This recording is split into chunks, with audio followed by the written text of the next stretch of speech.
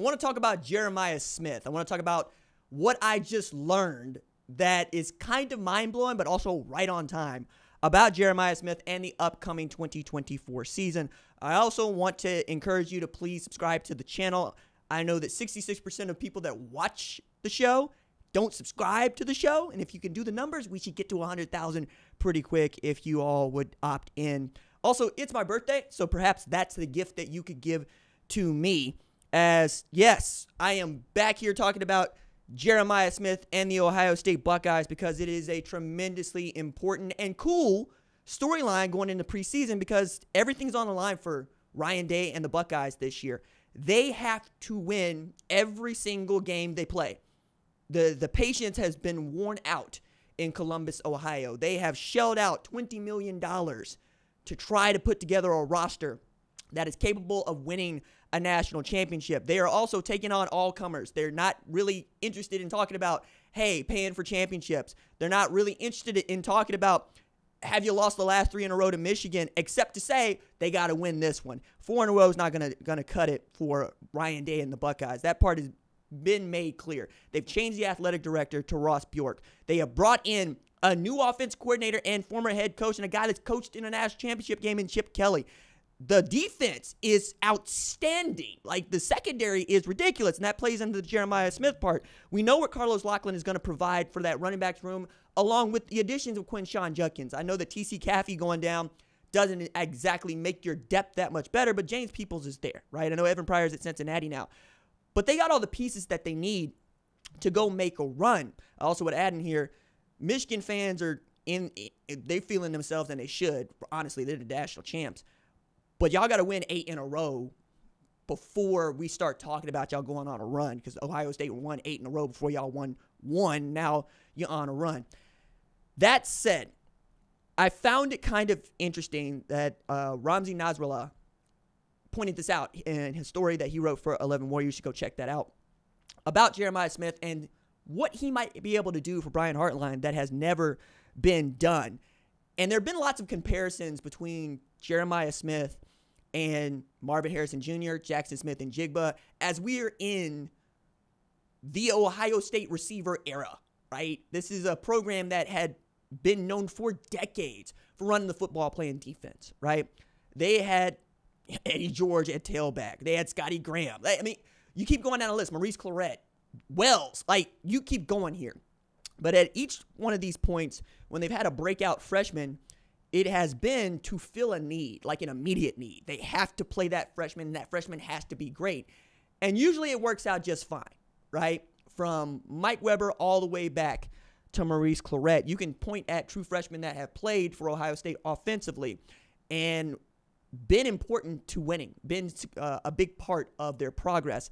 The difference with Jeremiah Smith in this year is they don't need him to be special in 2024. However, when you have guys like Denzel Burke saying, oh my God, he's good, that rings out just a little bit differently. Now, the hot take here is that Ohio State secondary is the best in the country, and that is what Jeremiah Smith is styling on top of, like some highlight reel catches against a secondary that is legitimately elite. The best in the country, I don't want to debate that in the last day of July. I really don't. I don't want to even debate that the last day of August. I want to debate that in November, right, when it absolutely matters. I know that Ohio State's defense last year was one of the 5 best in the country, right? By most standards, they're excellent, top to bottom.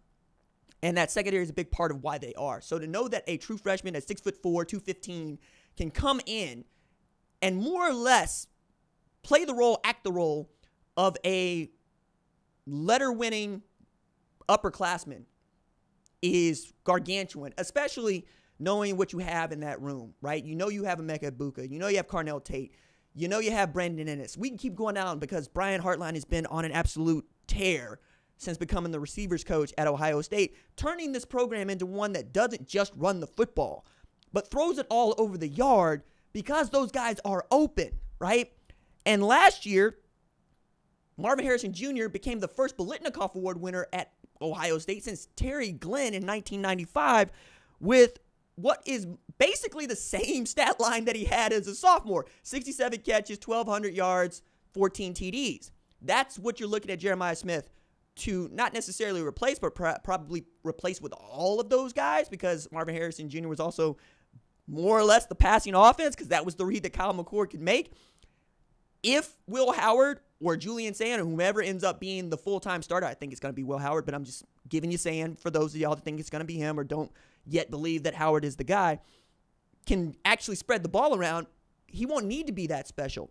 And if he goes to 500-600 yards, that'll be just fine. I don't think anybody's going to be upset if Jeremiah Smith does not become a 1,500-yard receiver with 15 TDs out the gate. However, if he did, it would put him in position to do for Brian Hartline what has never been done for Brian Hartline.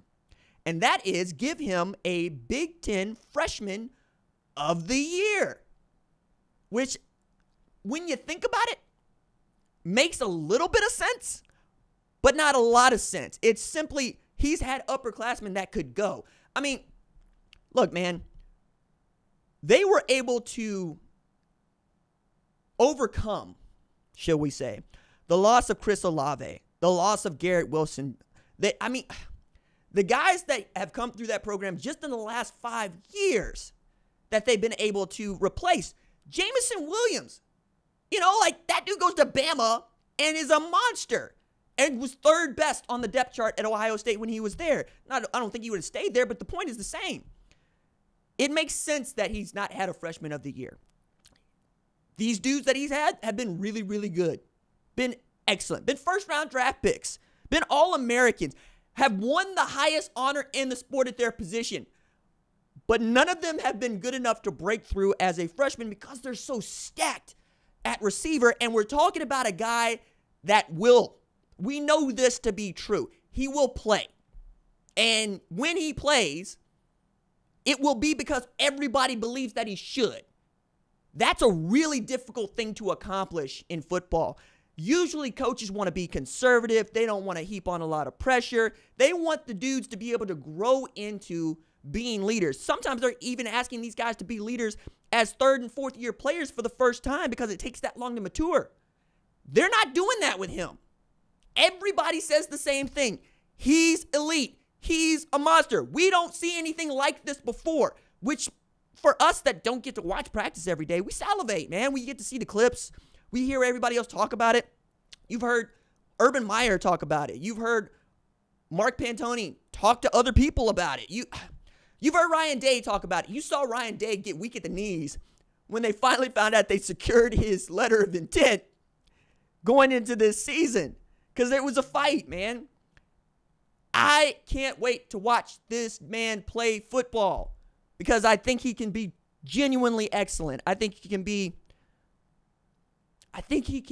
the kind of person that gets us to stand up in our living rooms. And I want that feeling more than any other in football. Give me reason to stand up in my living room and shout in an empty room, "Oh my God, what did he just do?" That can be Jeremiah Smith.